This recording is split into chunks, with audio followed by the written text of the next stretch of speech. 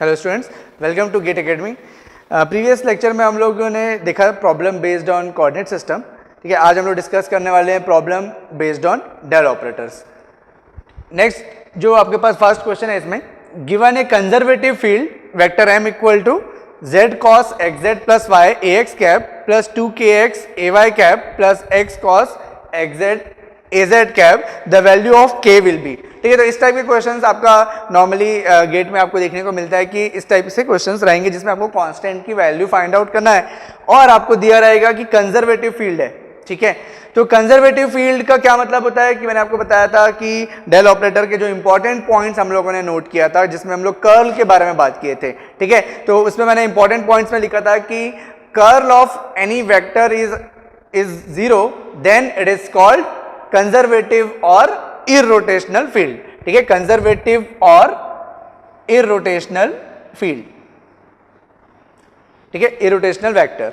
तो curl of this vector m should be equal to 0 because it is already given that this vector m is a conservative field.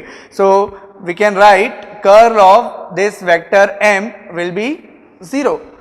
ठीक है, तो curl of vector m क्या होगा? तो let's calculate curl of vector m। ax ay az, this is equal to 0 and this is del upon del x, del upon del y, del upon del z। x component क्या है? z cos xz plus y component क्या है? 2kx। z component क्या है? x cos xz। ठीक है, तो इसका हम लोग कर्ल कैलकुलेट करते हैं। तो ax क्या हो जाएगा? Del upon del x del upon del y of x cos xz minus del upon del z of 2kx। ठीक है, यह आ जाएगा ax माइनस ऑफ ay कितना आ जाएगा? Del upon del x cos xz minus del upon del z cos xz। ठीक है, plus az कितना आ जाएगा? Del upon del x of 2kx minus del upon del y of 2 cos xz plus y। This should be equal to 0। ठीक है, तो first term को देखो, यहाँ पे y से इंडिपेंडेंट है, मतलब ये कांस्टेंट हो गया, डिफरेंशिएशन करेंगे 0 आ जाएगा। It is independent of z, इसको डिफरेंशिएट करेंगे 0 आ जाएगा। ठीक है, अब इसको डिफरेंशिएट करते हैं, तो इसको डिफरेंशिएट करेंगे तो हमको मिलेगा माइनस ay। इसको डिफरेंशिएट करेंगे, फर्स्ट कंपोनेंट x है तो x कांस्टेंट और cos को डिफरेंशिएट करते हैं तो ये कितना आ गया? Minus xz sine xz। ठीक है, माइनस यहां पे इसको, अच्छा प्लस एक और टर्म आएगा plus cos xz plus cos xz।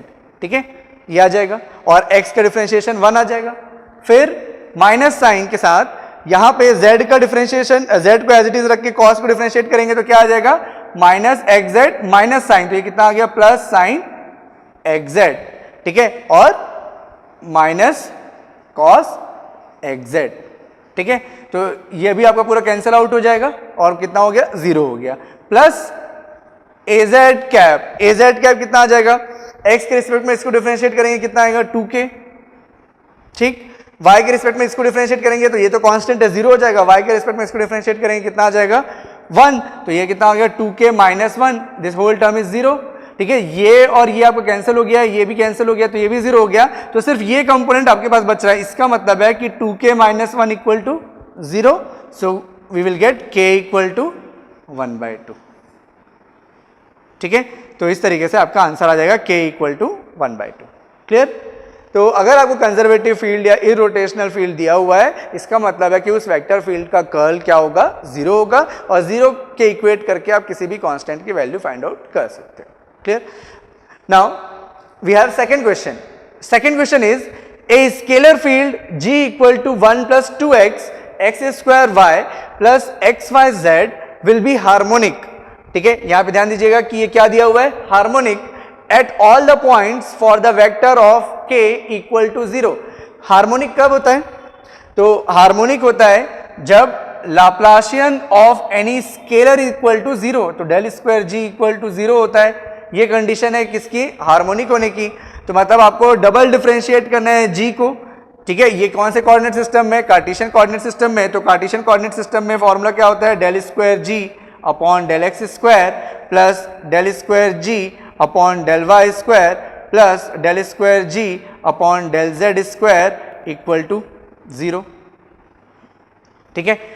तो जी को आप x के रिस्पेक्ट में डबल डिफरेंशिएट करोगे, कितना आ जाएगा? तो ये आपके पास पहले तो 2x आ जाएगा और 2x के बाद फिर डबल डिफरेंशिएट करेंगे तो 2 आएगा। तो इसका मतलब ये आएगा 2 इंटू 1 प्लस 2k, ठीक है। 2x और फिर 2 और इसको डबल डिफरेंशिएट करेंगे तो ये 0 हो जाएगा x के रिस्पेक्ट में, ठीक है।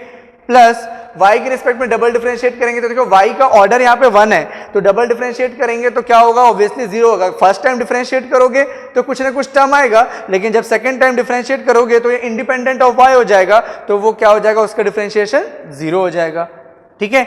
अब z के रिस्पेक्ट में डबल डिफरेंशिएट करेंगे तो ये तो कांस्टेंट है, तो फर्स्ट टाइम में डिफरेंशिएट करेंगे 0 हो जाएगा। फिर इसको फर्स्ट टाइम डिफरेंशिएट करेंगे z के रिस्पेक्ट में तो xy मिलेगा, और जब सेकंड टाइम z के रिस्पेक्ट में डिफरेंशिएट करोगे तो xy का डिफरेंशिएशन क्या हो जाएगा? 0 हो जाएगा z के रिस्पेक्ट में, तो ये भी 0 हो गया and this is equal to 0। इसका मतलब है कि 1 plus 2k equal to 0। So in this case we will get k as -1/2, ठीक है। तो इस केस में अगर आपको हार्मोनिक दिया हुआ है तो कांस्टेंट k की वैल्यू कितनी होनी चाहिए? -1/2 होनी चाहिए, ठीक है। Now we have next question, question number 3।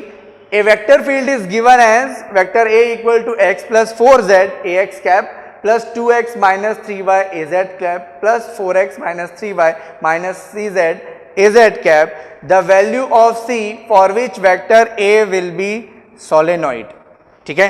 तो इंपॉर्टेंट पॉइंट्स का एक और क्वेश्चन इस तरीके का, सोलेनॉइड होने के लिए कंडीशन क्या होती है? Divergence of any vector is equal to 0 then it is called solenoid, ठीक है, और डाइवर्जेंस लेस, ठीक है। तो इसमें कांस्टेंट c की वैल्यू आपको डाइवर्जेंस निकालना है। डाइवर्जेंस क्या होता है? कार्टेशियन कोऑर्डिनेट सिस्टम है, वेक्टर a का x कंपोनेंट तो del ax upon del x plus del a y upon del y plus del a z upon del z equal to 0। X को x के respect में differentiate करेंगे, x component को x के respect में differentiate करेंगे 1 आ जाएगा, वाई कंपोनेंट को वाई के रिस्पेक्ट में डिफरेंशिएट करेंगे 0 आ जाएगा, जेड कंपोनेंट को जेड के रिस्पेक्ट में डिफरेंशिएट करेंगे कितना आ जाएगा? -c आ जाएगा and this is equal to 0। Hence we will get 1 minus c equal to 0 और c equal to 1। तो यहाँ पे कांस्टेंट की वैल्यू कितनी आ जाएगी? 1, ठीक है। तो ये एक टाइप के क्वेश्चंस हैं जिसमें आपको कांस्टेंट की वैल्यू निकालनी है। क्वेश्चन नंबर 4 है हमारे पास, given a vector function f ax x plus c1z plus ay c2x minus 3z plus az x plus c3y plus c4z। First question है, determine the constants c1 c2 and c3 if the f is irrotational, determine the constant c4 if f is also solenoid, and determine the scalar potential function v whose negative gradient is equal vector f, ठीक है। तो ये 3 question है। इस type के question हमको, ये question जो है आपका गेट में ऑलरेडी पूछ चुका है, मतलब सिमिलर टाइप का क्वेश्चन जिसमें कांस्टेंट की वैल्यू निकालनी है, और ये क्वेश्चन भी आपका गेट में आ चुका है, ठीक है। तो इस टाइप के क्वेश्चन जो है वो गेट में रेगुलरली पूछता है, और इस बार इसरो 2018 में ये क्वेश्चन जो आपका लास्ट वाला पार्ट है ये भी आपको पूछा हुआ है, ठीक है। सो नेक्स्ट हम लोग देखते हैं कांस्टेंट की वैल्यू हमको निकालना है, ठीक है। अब आपको दिया हुआ है कि ये इररोटेशनल फील्ड है, तो इररोटेशनल के लिए क्या होता है? अभी हम लोग देखे थे कि इररोटेशनल अगर होगा या कंजर्वेटिव अगर होगा तो उस वेक्टर का जो कर्ल होगा वो क्या होना चाहिए? 0 होना चाहिए, ठीक है। तो फर्स्ट पार्ट मैं सॉल्व कर रहा हूं यहाँ पे, ठीक है। ये फर्स्ट क्वेश्चन हम लोग सॉल्व कर रहे हैं कि curl of vector f should be 0 because it is given that the curl this is a irrotational field, ठीक है। तो कर्ल 0 होने के लिए इसका कर्ल कैलकुलेट करते हैं, तो ये आपका कार्टेशियन कोऑर्डिनेट में ही दिया हुआ है, तो ये ax this is ay and az, ठीक है। Del upon del x del upon del y and del upon del z. X component x plus c1z, y component c2x minus 3z, z component x plus c3y plus c4z. ठीक है, ये होगा. अब इसका आपको determinant निकालना है और इक्वेट टू 0 करना है. ठीक है, तो लेट्स फाइंड ax कंपोनेंट का क्या क्या वैल्यू आएगा. Del upon del y of this term, तो ये कितना आ जाएगा. देखो del upon del y of this term कितना आएगा, डिफरेंशिएट करो with respect to y c3. ठीक है, we get c3 minus z के रिस्पेक्ट में इसको डिफरेंशिएट करेंगे कितना आएगा, -3. ठीक है, तो -3 आएगा और माइनस साइन है तो ऑलरेडी कितना हो जाएगा 3 हो जाएगा, प्लस यहाँ पे minus a y. Y component क्या आ जाएगा, del upon del x of this term कितना 1 minus del upon del z of this term कितना c1 plus a z. Z component कितना आएगा, del upon del x of this term कितना c2. Then y component यहां से 0, this is equal to 0. तो overall जो vector आ रहा है देखो कितना आ रहा है, 3 plus c3 ax cap minus a y. इस माइनस साइन को यहां अगर अंदर ले जाता हूं तो c1 माइनस 1 हो जाएगा प्लस ए जेड और इसके साथ c2 आएगा. ठीक है, अब ये कर्ल इसका 0 होना चाहिए. अब ये 0 कब होगा, तो ये किसी एक पे डिपेंड नहीं कर रहा है, ये तीनों के ऊपर डिपेंड कर रहा है. मतलब तीनों कंपोनेंट जब इंडिविजुअली 0 होंगे तभी ये पूरा सम क्या आएगा, 0 आएगा. इसका मतलब है कि c3 की वैल्यू कितनी होनी चाहिए, -3 होनी चाहिए, तभी ये कंपोनेंट x कंपोनेंट क्या हो जाएगा, 0 हो जाएगा. c1 की वैल्यू कितनी होनी चाहिए, 1 होनी चाहिए, तभी ये y कंपोनेंट क्या हो जाएगा, 0 हो जाएगा. c2 की वैल्यू क्या होनी चाहिए, 0 होनी चाहिए, तभी ये z कंपोनेंट 0 होगा. और इसीलिए फिर इंडिविजुअल टर्म 0 होने की वजह से उसका ओवरऑल सम क्या हो जाएगा, 0 हो जाएगा. ठीक है, तो फर्स्ट क्वेश्चन का आंसर होगा आपका c1 की वैल्यू 1 होनी चाहिए, c2 की वैल्यू 0 होनी चाहिए और c3 की वैल्यू -3 होनी चाहिए. ठीक, नाउ नेक्स्ट क्वेश्चन में आते हैं. सेकेंड क्वेश्चन है आपका कांस्टेंट c4 की वैल्यू निकालनी है जब ये वेक्टर f जो है वो सोलेनॉइड है. और सोलेनॉइड की कंडीशन क्या होती है, तो सोलेनॉइड की कंडीशन होती है कि divergence of that vector should be equal to 0. ठीक है, ये सोलेनॉइड की कंडीशन है, सोलेनॉइड या डाइवर्जेंस लेस. तो डिफरेंशिएट करेंगे, इसका फॉर्मूला लिख लेते हैं, del upon del x of f of x plus del upon del y of f of y plus del upon del z of f of z equal to 0. x component को x के respect में differentiate करेंगे तो हमारे पास x component को x के respect में डिफरेंशिएट करना है, कितना आएगा 1. ठीक है, प्लस y कंपोनेंट को y के रिस्पेक्ट में डिफरेंशिएट करेंगे, y कंपोनेंट को y के रिस्पेक्ट में डिफरेंशिएट करेंगे, there is no component of y, मतलब वेरिएबल y वहां प्रेजेंट नहीं है, तो कांस्टेंट क्या हो जाएगा, डिफरेंशिएशन 0. z कंपोनेंट को z के रिस्पेक्ट में डिफरेंशिएट करेंगे तो ये कांस्टेंट 0, ये कांस्टेंट 0, ये आ जाएगा c4. ठीक है, तो z के रिस्पेक्ट में जब डिफरेंशिएट करेंगे तो आएगा c4 and this is equal to 0, hence value of c4 would be -1. तो कांस्टेंट c4 की वैल्यू कितनी होगी, -1 होगी अगर वो डाइवर्जेंस लेस भी होगा, यानी सोलेनॉइड भी होगा, तभी ये कांस्टेंट c4 की वैल्यू निकलेगी. अब आप आते हैं थर्ड क्वेश्चन में. थर्ड क्वेश्चन में क्या बोल रहा है, determine the scalar potential v which is equal to negative gradient of f. ठीक है, इट इज गिवन दैट, तो यहां पे वेक्टर f जो है minus of negative of v है, ये आपको गिवन है. ठीक है, क्योंकि स्केलर का ही हम लोग क्या निकालते हैं, ग्रेडियंट निकाल रहे हैं. ठीक है, तो वहां पे क्या बोला, स्केलर पोटेंशियल फंक्शन v, ठीक है, जिसका gradient equals negative gradient equals vector f. ठीक है, तो ये आ जाएगा vector f equal to minus of del v upon del x ax cap del v upon del y ay cap plus del v upon del z az cap. ठीक है, अब यहां पे वेक्टर f के इक्वल है ये term, और vector f हमारे पास ऑलरेडी, हमारे पास यहां पे वेक्टर f है, ये देखिए ये वेक्टर एफ है, तो इसका जो x कंपोनेंट है वो उसके x कंपोनेंट के इक्वल होना चाहिए, इसका जो y कंपोनेंट है वो उसके y कंपोनेंट के इक्वल होना चाहिए, और इसका जो z कंपोनेंट है वो उसके z कंपोनेंट के इक्वल होना चाहिए, क्योंकि ये दोनों क्या है, इक्वल है। ठीक है, तो इसका मतलब है on comparing we get minus del v upon del x जो आएगा ये किसके इक्वल आएगा, f के x कंपोनेंट के, और f का x कंपोनेंट क्या है, x प्लस c1z।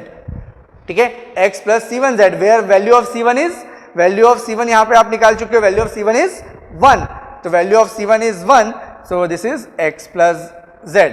ठीक है, तो ये आपके पास आ गया equation number 1। Suppose similarly you will get minus del v upon del y, और इसकी वैल्यू उसके y कंपोनेंट के इक्वल होनी चाहिए, और उसका y कंपोनेंट क्या है, c2x माइनस 3z। ठीक है, this is c2x minus 3z, and the value of c2 is, the value of c2 is 0, तो value of c2 is 0, so value of c2 यहाँ पे 0 पुट करेंगे, कितना आ जाएगा, minus 3z। Put it equation number 2, minus del v upon del z, minus del v upon del z कितना हो जाएगा, उसके z कंपोनेंट के इक्वल, और उसका z कंपोनेंट क्या है, x plus c3y plus c4z। ठीक है, y की वैल्यू c3 की वैल्यू कितनी है, माइनस 3, तो you will gate x minus 3y minus z। c4 की वैल्यू कितनी निकाले थे, माइनस 1, तो ये कितना हो गया, माइनस z, तो ये आ गया आपके पास। ठीक है, तो ये तीनों इक्वेशन से आपको v की वैल्यू मिल सकती है। ठीक है, यही तो हमको निकालना है, v निकालना है, स्केलर पोटेंशियल v। ठीक है, तो v की वैल्यू कितनी हो जाएगी, तो यहां से अगर हम लोग देखते हैं तो v की वैल्यू जो होगी minus of integration of x plus z dx plus integration constant which will be function of y and z। ये आया इक्वेशन नंबर 1 से। ठीक है, फ्रॉम इक्वेशन नंबर 1 इसको इस तरफ ले जाएंगे और इंटीग्रेट कर देंगे तो मुझे क्या मिल जाएगा, v मिल जाएगा, और माइनस साइन के साथ, तो ये माइनस साइन के साथ आ जाएगा।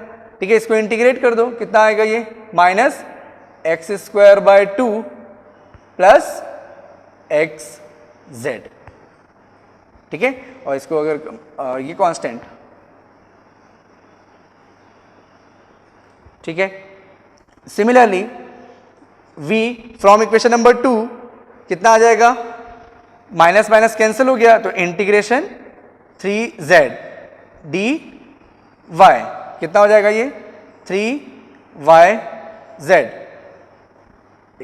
प्लस कांस्टेंट ऑफ इंटीग्रेशन कितना आ जाएगा, x और z का फंक्शन होगा, और इसको अब इंटीग्रेट कर दो तो ये आ जाएगा 3yz plus constant fx, z।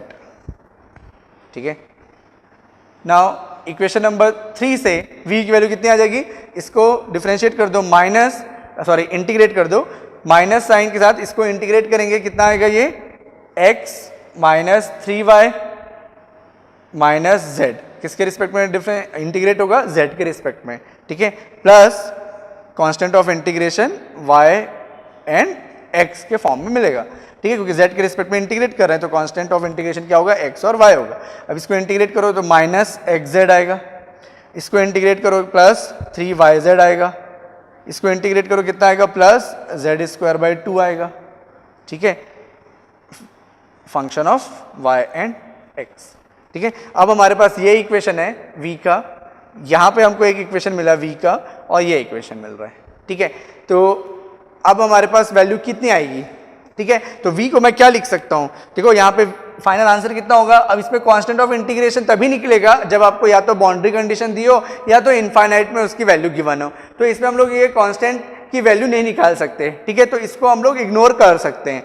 Clear, अब ये तभी निकलेगा, ये प्रेजेंट रहेगा इनहेरेंटली, लेकिन ये तभी निकल पाएगा जब आपके पास बाउंड्री कंडीशंस या वैल्यूज गिवन हो, कुछ इनिशियल कंडीशंस, बाउंड्री कंडीशन या इनफाइनाइट पे उसकी वैल्यूज गिवन हो, लेकिन यहाँ पे हमको कोई भी वैल्यू गिवन नहीं है, तो इस कांस्टेंट को हम लोग क्या कर सकते हैं, इग्नोर कर सकते हैं। तो इसके अलावा जो टर्म हमारे पास बचेगा उसमें है माइनस एक्स स्क्वायर बाई 2। ठीक है, तो ये आएगा माइनस एक्स स्क्वायर बाई 2। ठीक है, यहां से ये माइनस एक्स जेड है और माइनस एक्स जेड यहां पे भी है, तो ये एक ही बार आएगा माइनस एक्स जेड। ठीक है, उसके बाद नेक्स्ट आपके पास आ जाएगा 3yz। ठीक है, और यहां पे भी 3yz है, तो ये आ जाएगा प्लस 3yz। ठीक है, और उसके बाद एक टर्म लास्ट बच गया क्या, z स्क्वायर बाय 2, और प्लस कांस्टेंट रहेगा, वो इनका कॉम्बिनेशन रहेगा जो कि यहाँ पे प्रेजेंट, इनहेरेंटली प्रेजेंट रहेगा। तो इसका फाइनल आंसर कितना हो जाएगा, पोटेंशियल का V। ठीक है, तो इस टाइप के क्वेश्चन जब आपके एग्जाम में आते हैं गेट में, तो ऑप्शंस भी दिए रहते हैं। ठीक है, तो आप ऑप्शंस को डिफरेंशिएट कर सकते हो, ऑप्शंस को डिफरेंशिएट कर सकते हो और देख सकते हो कि आपका वेक्टर F किस ऑप्शन के लिए मैच कर रहा है। इसके जस्ट रिवर्स प्रोसेस भी हम लोग कर सकते हैं। अगर मैं इसको डिफरेंशिएट करता हूं x के रिस्पेक्ट में, तो ये कितना आएगा -x। ठीक है, और यहां से कितना आ जाएगा -z। ठीक है, तो ये आपको फर्स्ट टर्म मिलना चाहिए, तो -x -z आपको फर्स्ट टर्म मिलेगा। यहां पे ये देखो -x -z, ये माइनस साइन इधर जाएगा तो -x -z मिलेगा। तो इस तरीके से आप क्या कर सकते हो, आइडेंटिफाई कर सकते हो from the given option. Her option को डिफरेंशिएट करो और x कंपोनेंट में, और डिफरेंशिएट करो y के रिस्पेक्ट में और ay लगाओ, डिफरेंशिएट करो z के रिस्पेक्ट में और az यूनिट वेक्टर लगाओ, और देखो कि कौन सा आपका गिवन इक्वेशन से मैच कर रहा है। ठीक है, तो वही आपका करेक्ट ऑप्शन होगा, या तो आपको इस तरीके से पोटेंशियल कैलकुलेट करना है। ठीक है, तो नेक्स्ट क्वेश्चन है हमारे पास, question number 5। A vector p is given by vector p equal to x³ by ax cap minus x² y² ay cap minus x² yz az cap. The question is which of the following statement is true. हमको ये देखना है कि ये कौन सा statement इसमें true है।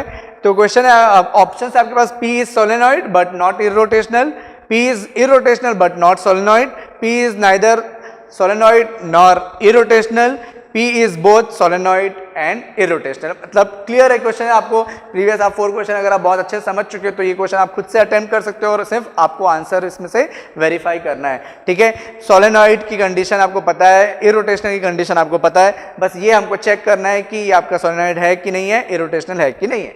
ठीक है, तो हम लोग पहले चेक करते हैं इसका डाइवर्जेंस। ठीक है, डाइवर्जेंस अगर 0 होगा तो वो क्या होगा, सोलेनॉइड होगा। ठीक है, तो डाइवर्जेंस ऑफ p कैलकुलेट करते हैं। तो डाइवर्जेंस ऑफ p को x के रिस्पेक्ट में, मतलब x कंपोनेंट को x के रिस्पेक्ट में, y कंपोनेंट को y के रिस्पेक्ट में और z कंपोनेंट को z के रिस्पेक्ट में डिफरेंशिएट करना है और हमको फाइंड आउट करना है कि ये वैल्यू 0 आती है कि नहीं आती है। ठीक है, तो डाइवर्जेंस ऑफ p, x को x के रिस्पेक्ट में डिफरेंशिएट करेंगे कितना आएगा, 3x² y को y के रिस्पेक्ट में डिफरेंशिएट करेंगे, y कंपोनेंट को y के रिस्पेक्ट में डिफरेंशिएट करेंगे कितना आ जाएगा, -2x² z कंपोनेंट को z के रिस्पेक्ट में डिफरेंशिएट करेंगे कितना आएगा, -x² तो ये कितना आ गया, 3x² -3x² this is equal to 0। इसका मतलब ये क्या होगा, सोलेनॉइड होगा।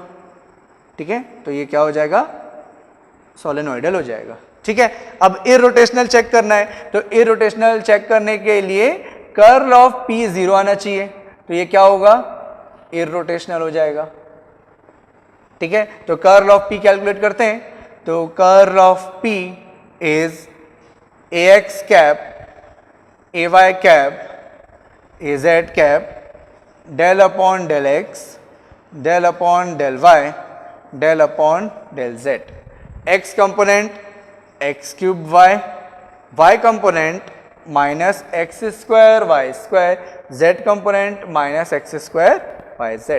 ठीक है, so let's find this value. ax cap is y के रिस्पेक्ट में इसको डिफरेंशिएट करो -x² z के रिस्पेक्ट में इसको डिफरेंशिएट करो 0 हो गया, माइनस ay x के रिस्पेक्ट में इसको डिफरेंशिएट करेंगे, हाँ x के रिस्पेक्ट में इसको डिफरेंशिएट करेंगे कितना आ गया, -2x yz। ठीक है, z के रिस्पेक्ट में इसको डिफरेंशिएट करेंगे 0 हो गया।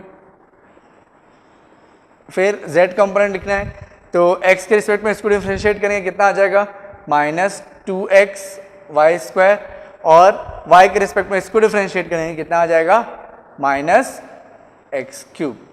ठीक है, तो आप देख पा रहे हो कि इसमें ये 0 नहीं हो रहा क्योंकि ये 2x yz आ रहा है, ये x² z आ रहा है और ये x yz², ये सारे टर्म्स आ रहे हैं। तो इसमें तो अगर इसको 0 होना है तो हर टर्म को इंडिविजुअली 0 होना चाहिए, लेकिन हर टर्म में कोई ना कोई कंपोनेंट प्रेजेंट है।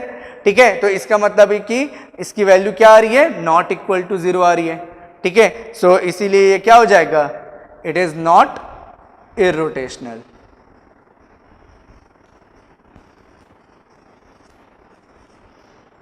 ठीक है, तो इसका मतलब है कि आपका आंसर क्या हो जाएगा, सोलेनॉइडल बट नॉट इरोटेशनल। तो इसका करेक्ट ऑप्शन होगा सोलेनॉइडल बट नॉट इरोटेशनल, मतलब करेक्ट आंसर है ऑप्शन ए।